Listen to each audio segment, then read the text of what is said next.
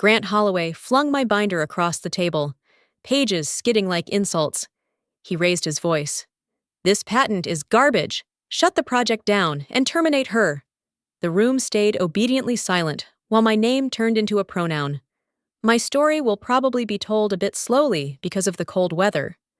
I wonder what the temperature is where you live right now, and if you're still here. Please leave your lucky number below so I know.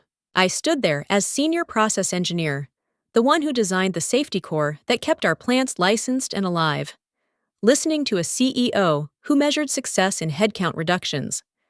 Grant loved words like streamlining and optimization. He hated engineers who asked what happened after the shortcut. He kept talking, listing costs, timelines, optics. He never looked at me. The decision arrived fully formed, stamped, and cold. No warning, no discussion. HR slid closer, already rehearsed. I didn't argue. I didn't defend the work he'd just buried.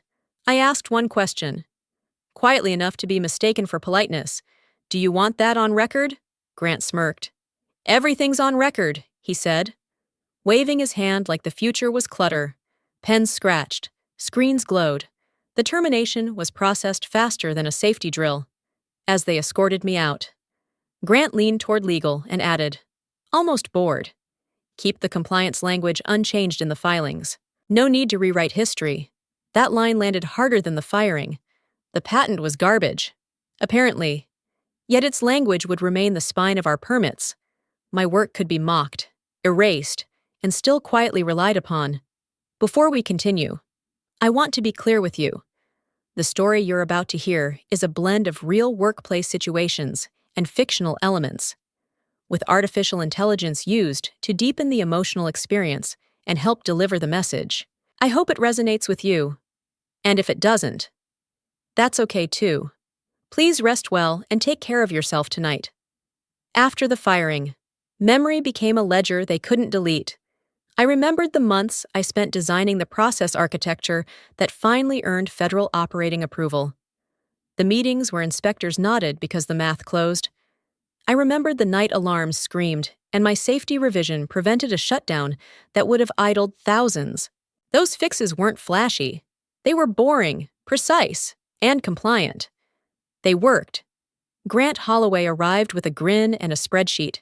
He spoke fluently about margins and optics, not mechanisms. When I explained failure modes, he called them hypotheticals. When I flagged thresholds, he called them pessimism, compliance. He liked to say, was paperwork something legal could tidy after the fact? He trusted speed. He distrusted engineers who slowed it down. The unfairness didn't explode. It stacked. My emails sank without replies. Risk memos returned with yellow highlights and one word in the margin: over-engineering. Meetings moved without me. Decisions hardened while I watched. Jaw clenched, hands folded, swallowing the urge to argue because arguing had become evidence against me. What hurt most was the quiet theft while packing my notes. I opened the operating permit file out of habit. There it was. Clean and unmistakable, my patent's principles quoted verbatim. Diagrams mirrored. Safeguards renamed but intact. The company had erased my name while keeping my work as their shield. I closed the file and felt the bitterness settle, dense and controlled. They hadn't discarded anything. They had decided who deserved credit and who would carry the consequences. I left the company the way I had entered every safety audit by the book. HR read the script. I signed where required, and my access ended exactly when policy said it should. No scene, no speech. I declined severance beyond what the contract mandated. I declined meetings to talk it through. Calm, professional, finished. Grant Holloway watched the process like a man waiting for applause. In the hallway, he smirked and said, "See no lawsuit, just noise." The word noise hung there, meant to reduce years of work into static. I nodded, because nodding was cheaper than correcting him. Walking out felt less like defeat than containment. Anger stayed sealed, pressure controlled. I reminded myself that reactions create records, and records can be misread. Silence, properly handled, becomes evidence of restraint. That mattered more than dignity in the moment. At home, I opened the binder I had kept private for years, filings, permits, signatures, citations. I didn't write an accusation. I didn't allege misconduct. I prepared a neutral clarification and sent it to the regulatory office that oversaw our operating licenses. 1 page. Plain language. No adjectives. I clarified my status as the named inventor, my separation date, and the fact that certain filings referenced my work. I didn't ask for an investigation. I didn't suggest penalties. I ended with a sentence that could pass for courtesy. Please advise if any updates are required to maintain accuracy. That was it. I pressed send and closed the file. Grant was right about one thing. I hadn't sued. I hadn't threatened. But systems don't require accusations to move. They require completeness. My clarification created an obligation to reconcile records, to confirm assumptions that had been left untested. By choosing neutrality, I removed choice from the process. The quiet exit wasn't an ending. It was a handoff. I had stepped aside so procedure could step forward. And procedures, unlike people, always respond. That discipline, learned in engineering and enforced by law, kept my pulse steady while the machinery of oversight began turning, quietly, inevitably, beyond anyone's ability to stop from there onward. I didn't hear about the review directly. Compliance never announces itself. It arrived as requests polite, numbered, precise, asking for copies, confirmations, and provenance. The regulator wanted to reconcile filings against reality, a routine exercise that felt anything but routine to the people who had bet on speed. Emails began to circulate. Legal asked engineering to restate assumptions. Engineering asked legal which assumptions still counted. Somewhere in that loop, my name appeared with an asterisk. I wasn't there to explain it. And that absence mattered. The findings were quiet and sharp. The operating file depended on a named inventor no longer employed by the company. Technical attestations referenced authority that had ended on my separation date. Signatures that once anchored the permits now floated, unmoored. None of this was dramatic, it was arithmetic. Grant Holloway lost his composure for the first time. He called an emergency meeting and snapped. "This is clerical. Fix it," counsel replied. "It's not clerical if the basis changed." Grant stared at the table, jaw tight, and said, "We're compliant." The room didn't agree. Requests turned into deadlines. Deadlines turned into conditions. I learned later that Grant demanded to know who had triggered the review. No one answered. Because no one had, records had. The tension settled into the building like pressure before a storm. Production continued, but conversations shortened. Every decision was provisional. Every assurance carried a caveat. Then the notice came. One line. Neutral. Devastating. A single production line would pause pending verification. Not a shutdown. Not a penalty. A pause to check. That language did more damage than an accusation. I sat at my kitchen table when the message reached me. Steady and unsurprised. Compliance doesn't forget. It reconciles. And reconciliation, once started, moves forward on rails. The pause wasn't the consequence. It was the proof that the system had found the seam and begun to pull. Slowly, deliberately, with consequences accruing by the hour. Each inquiry tightened the thread. Each response delayed the inevitable. And each quiet check amplified the strain until everyone sensed momentum, shifting away from Grant's control inside the company walls. The first shutdown didn't arrive with sirens or headlines. It arrived as a controlled stop, justified by safety protocol, measured in minutes instead of panic. One line paused for verification, and by design another followed. Interlocks did what interlocks are meant to do when one condition fails. The system protects itself by cascading restraint. I felt the tension before I felt relief. My phone lit up with fragment screenshots of internal notices, clipped phrases like temporary and out of caution. Engineers understand what that means. A stop isn't isolated, it propagates. Standards don't negotiate with optimism. Grant Holloway called an emergency meeting within the hour. I wasn't there, but his words traveled fast. "This is legal's mess," he said. "According to two people who texted me separately, they overreacted. Legal pushed back. We didn't design the safeguards." Someone replied. Grant snapped. "Then find a way around them." The room went quiet. My name surfaced next. Not as a person, but as a category. A risk factor. Her patent ties everything together. An operations manager said. Grant scoffed. "That thing, it's garbage." The contradiction hung there worthless. Yet central, disposable, yet indispensable. As the day wore on, the second line stayed down. Safety requires symmetry. You don't restart one side while the other remains unresolved. Maintenance log checks, compliance log conditions. Each entry narrowed options. I watched from a distance, pulse steady. Satisfaction kept deliberately small. This wasn't victory. It was alignment. Late afternoon. A report circulated internally. I received it from someone who trusted me. The summary was clinical and devastating. All production lines relied on the same compliance mechanism, the same attestations, the same assumptions. There was no workaround without re-engineering and reapproval. That was the moment the first shutdown stopped being a pause and became a pattern. I closed the message and breathed. Careful not to smile. The system was doing exactly what it was built to do. I had simply stepped far enough away to let it act on its own terms, with consequences multiplying quietly, inevitably. Beyond anyone's spin, pressure built steadily. Options shrank. Accountability surfaced everywhere. If you agree that stepping back and letting the compliance system work exactly as it was designed was the right move, leave a 1 in the comments. Your voice matters. Because every opinion helps shape how we talk about fairness, accountability, and real-world justice. Panic has a sound when it's dressed as confidence. It's the rush of emails sent too quickly and the meetings scheduled back-to-back without agendas. From where I stood, calm and removed, I could hear it clearly. Grant Holloway began revising history at speed, ordering teams to clean up the file and align the narrative. Nothing about the work itself, just the paperwork around it. A major law firm was brought in within days. Their arrival changed the tone, not the facts.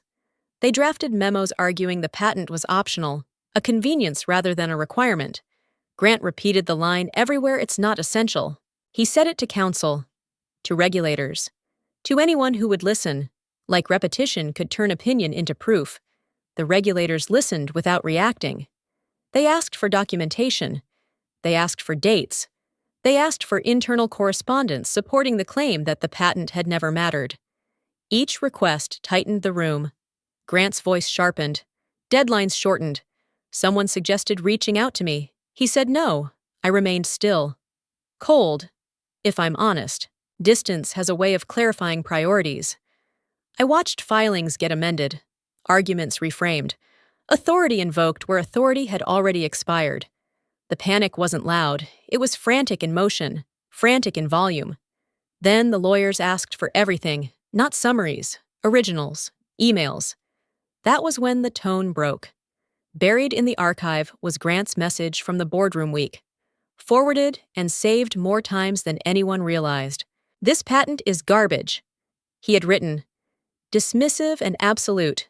No qualifiers, no conditions. A clean insult preserved in plain text. The firm flagged it immediately. "This undermines the good faith position," one partner said. "According to a contact who shouldn't have called me, but did." The regulator agreed. You can't argue necessity with one hand and contempt with the other. Grant tried to reframe it as rhetoric. He blamed stress. He blamed culture. None of that mattered. The record now showed intent, not confusion. I felt nothing resembling triumph, just a steady confirmation. Systems don't respond to anger. They respond to evidence. Grant's panic had created the proof he needed least. My stillness had created space for it to surface. Untouched, undeniable, and devastating in its simplicity. I didn't file the lawsuit. I didn't sign a complaint, hire counsel, or demand damages. The case appeared the way gravity does, because conditions finally made it unavoidable. Regulators moved first, citing invalid operating permits tied to expired authority. Shareholders followed, alleging material misrepresentation. Partners joined when contracts collapsed under licenses that no longer legally existed. The number attached to it, $3.7 billion, wasn't a punishment.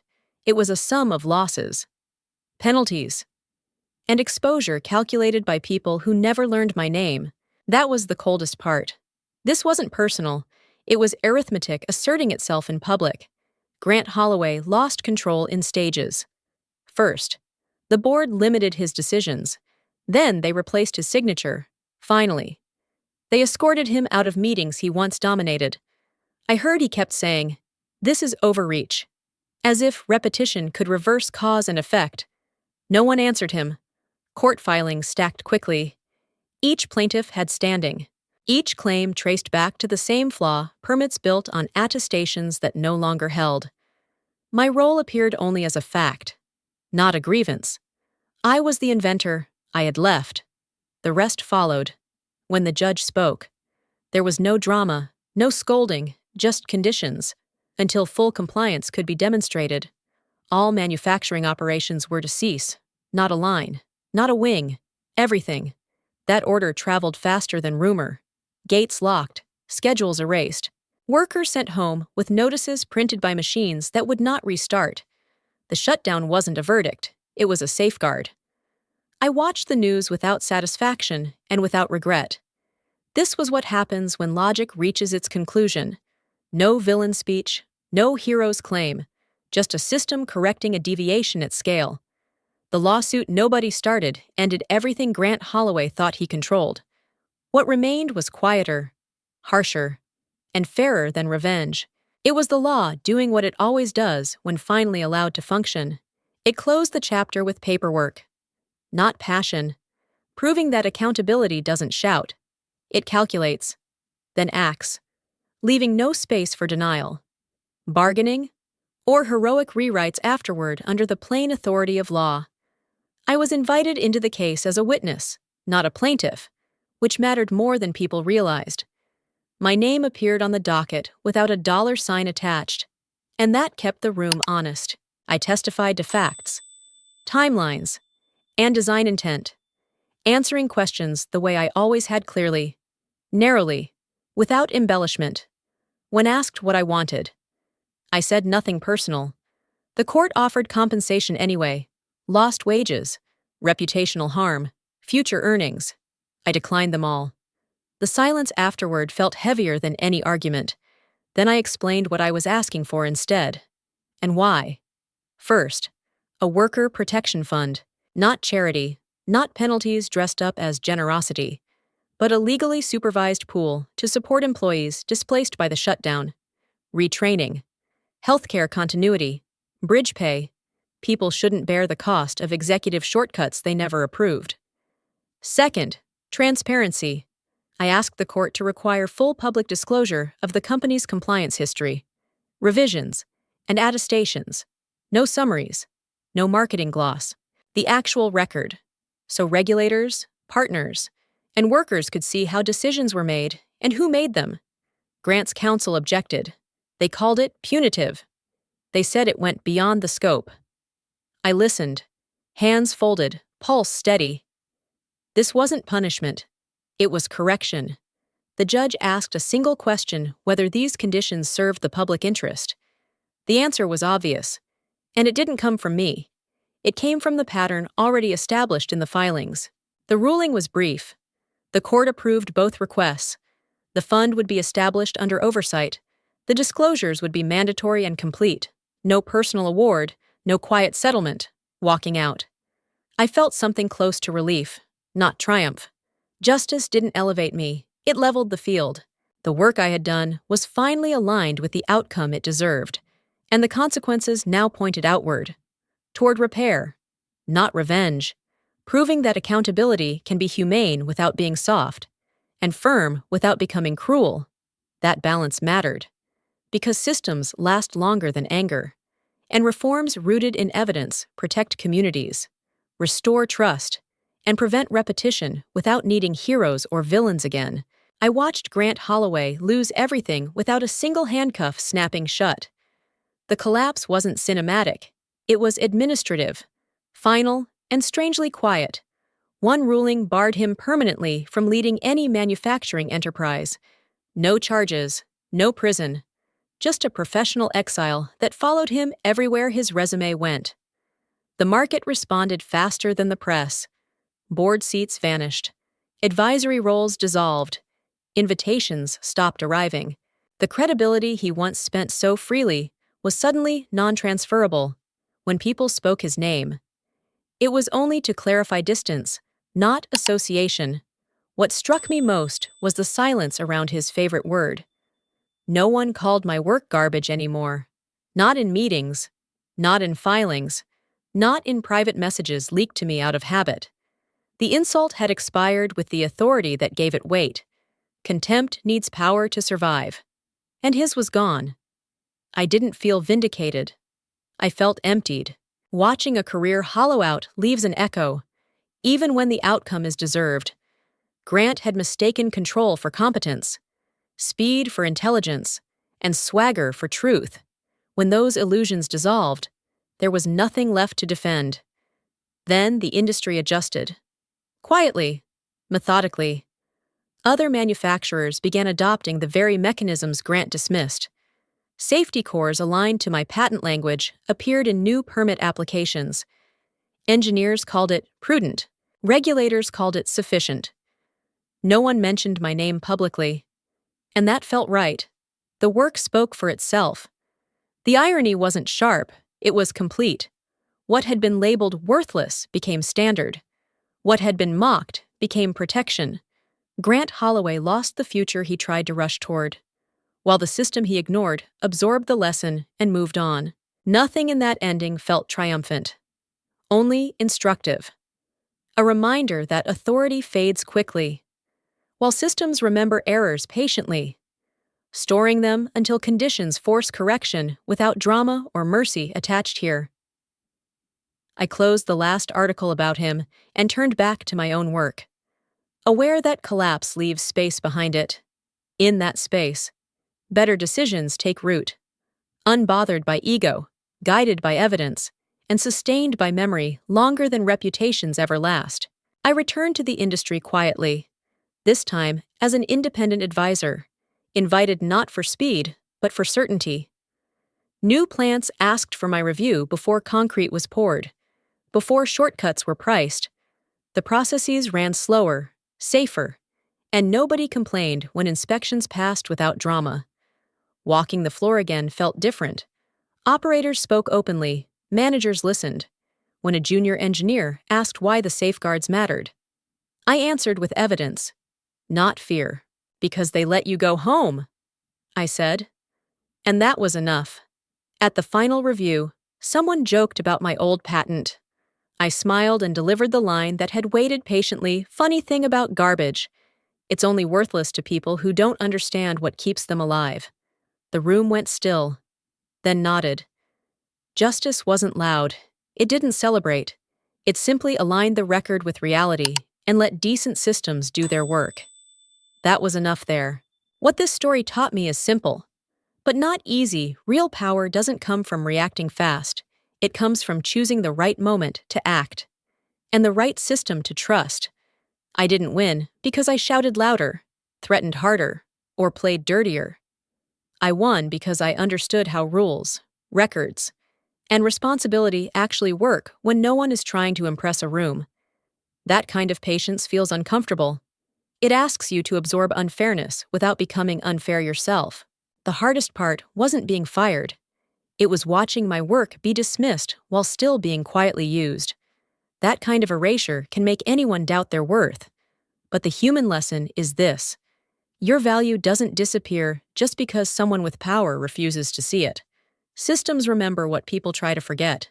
If you were in my position, what would you do? Would you rush to fight? Or would you step back and let the truth surface on its own terms? There's no perfect answer, but thinking about that choice matters.